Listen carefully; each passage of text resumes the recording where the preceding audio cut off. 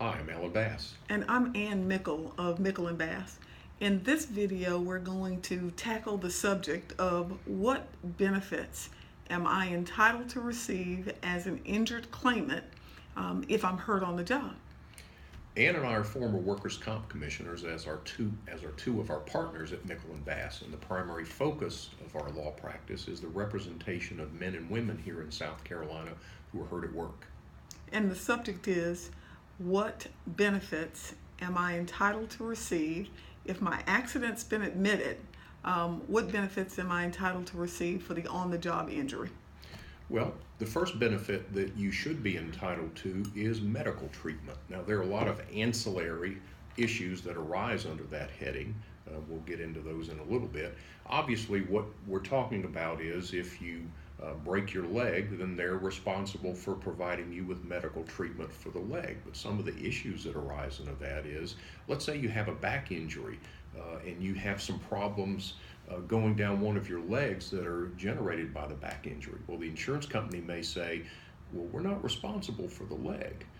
Or let's say you've had a prior back injury in the past. The insurance company may say, well, you've already got a bad back, so we're not responsible for treating your back. Anyway, you get the picture. And Alan's exactly right, because one of the primary things that drives folks into lawyers is that insurance companies deny body parts.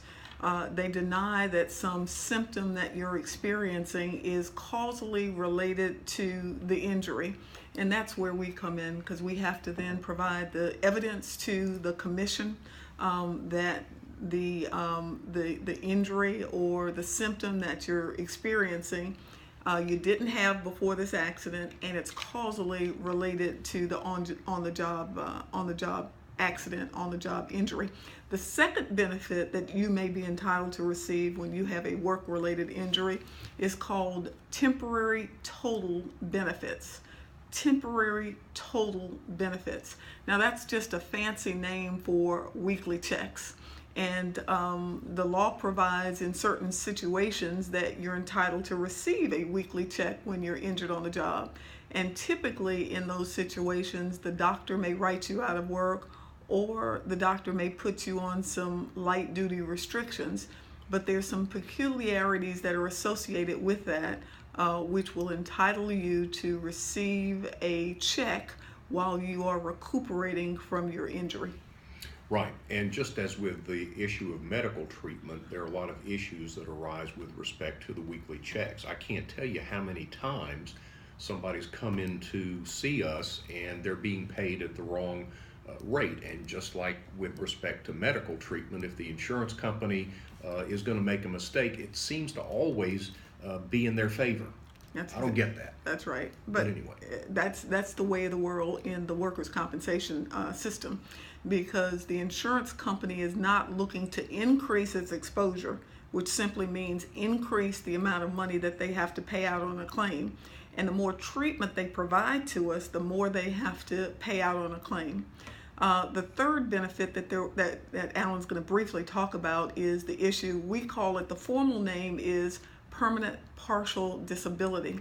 And that's when the judge makes the award. But Alan, let's talk about that for a second. Okay, at the end of your case, if you've suffered a permanent injury, meaning you're going to have some lasting effect as a result of the injury that you suffered at work, you're entitled to a lump sum settlement if you can settle the claim, or an award that a workers' comp commissioner awards you at the end of the case. Obviously, the worse you were hurt in your work accident, the more money that you may be entitled to. Also, there may be consideration taken into whether or not you can do the same job that you were doing prior to the accident. Let's say if you were making $15 an hour at your job before the accident, and then because of the restrictions that the doctor puts on you, you may not be able to make more than $9 an hour. Well, that's something that's taken into consideration when it comes time for that lump sum settlement or award at the end of the case. And I always, when I'm describing these things to a client to kind of give them a better understanding of what that award might be, especially a new client or someone that's new to the workers' compensation system, I'll describe it much like a soup. And in a soup, there are multiple ingredients. And in order to make a good soup, you've got to have the right ingredients. And in order to develop the evidence in a case, in order to be successful, you've got to have the right ingredients. And it's the lawyer's job to put together the right evidence, the appropriate evidence on the issue of disability in order to maximize the value of the case to our clients. And like in the areas of medical treatment and those weekly checks, the insurance company is obviously going to try and minimize what's happened to you. Hey, you're fine. You go back to work. There's nothing wrong with you. Again, I don't get that, but that's what happens. And the reason that happens, of course, is because insurance companies are not in the business of caring about your family. They don't care whether you have lights on. They don't care whether you've got transportation. They don't care whether your family is fed. They're in the business of dollars and cents. And so they're just looking at their exposure and how much this is going to cost them. And so that puts them at odds with us as your lawyer, because it is our job to make sure that your rights are protected, to make sure that you have every benefit that the law affords you, including appropriate medical treatment and the other ancillary benefits like mileage and orthotics or prescriptions being paid. You don't want any of these things to affect your credit after your case is over. Yeah, if you'll notice from what we've been telling you, there's a certain tension involved in a workers' comp claim. If you're representing yourself, this is the insurance company, you're going to get steamrolled. When you have an attorney working with you who knows your rights and knows how to protect your rights, that pressure is equalized. The playing field is leveled, and that's what we're about. And that's exactly right. We've had the privilege of serving as former workers' compensation commissioners. Alan, you practiced for how long? Been a lawyer for 36 years, and I guess 6 years on the Workers' Comp Commission. And I've had 32 years of practicing law, and I was also on the Workers' Compensation Commission. And what that is and why don't you explain that? You do such a good job with that. All right.